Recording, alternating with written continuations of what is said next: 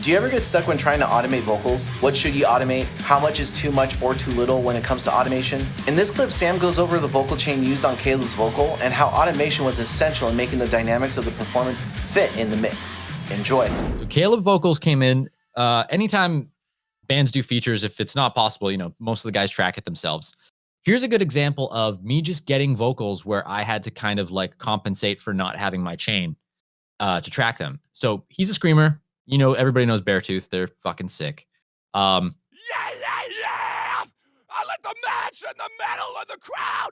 He's maybe one of the coolest sounding vocalists ever, in my opinion. But you can see here, he's got all these very quiet parts. No rest for the weak with a voice this loud. I think he tracked it with an SM7. So first thing I did was I tossed an arouser on. It was sort of a thinner vocal. I imagine maybe he had the thing on the back of the SM7, the roll off set.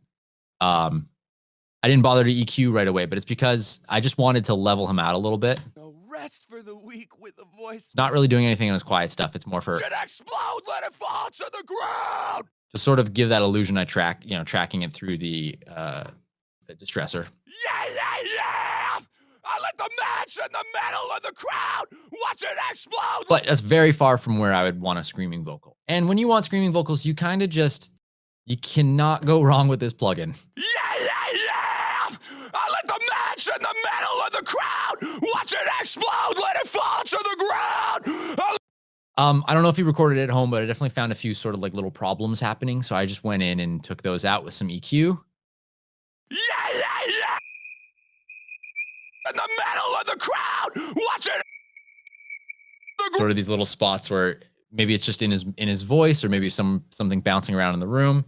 And then slamming it that hard, you always come up with other little problems that you got to solve. So, you know, we got a bit of proximity effect build up. I took out a bit of the sort of like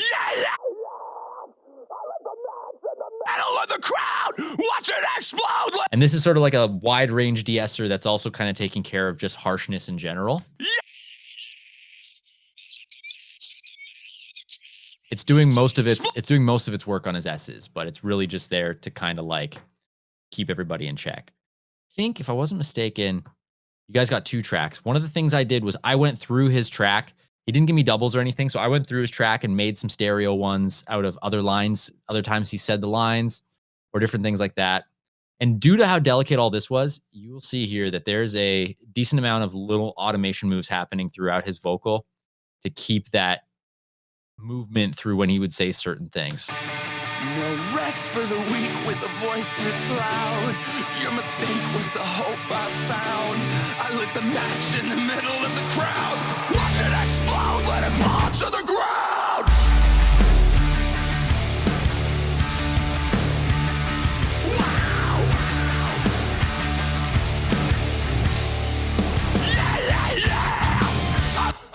So I've got this like plate guy going on that's doing a bunch of different work. It only exists for him and for the occasional vocal thing. It's doing a lot of like stuff that I would maybe do in different ways these days. Like I'd maybe swell up his vocal with just like duplicating it, putting on a vocal or like a reverb that would do a swell thing. But I think I was just playing around with different ideas at the time. Watch it explode, let it middle of the crowd. Watch it explode, let it fall to the ground.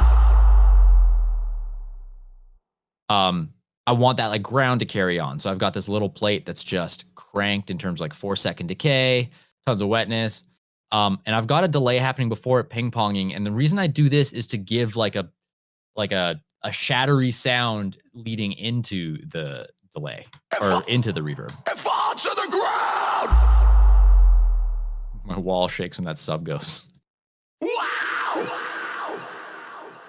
So there's like a lot of vocal effect on him. It was really important in the mix for me. And I noticed it sometimes in some of the submissions and stuff, but like he's super delicate at the beginning and he's super insane throughout the rest. So when you're building a mix, it's not about just making elements sound cool and all of them playing together. It's about, this is a perfect segue into automation.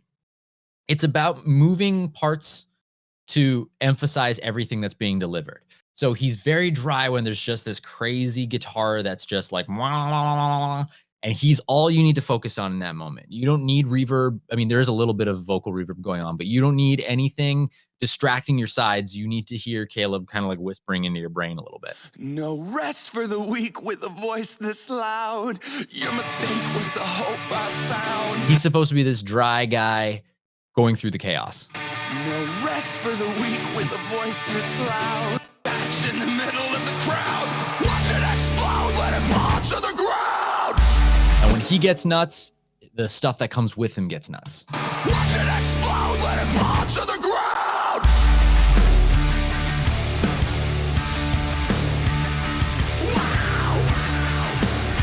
And then that rule applies in different ways. So his yeah here was just like, again, the music in the background is like bump, bump, bump, the quick shots.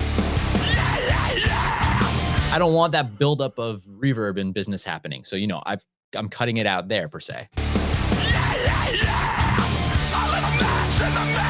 And when he comes back in, he'd be too dry if nothing happened around the rest of the music. So that reverb, that insane huge plate with the delay comes back with him.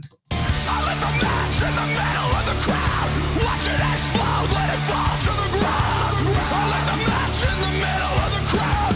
Watch it explode, let it fall to the ground. And I like when screams are stereoed. I didn't get them stereoed.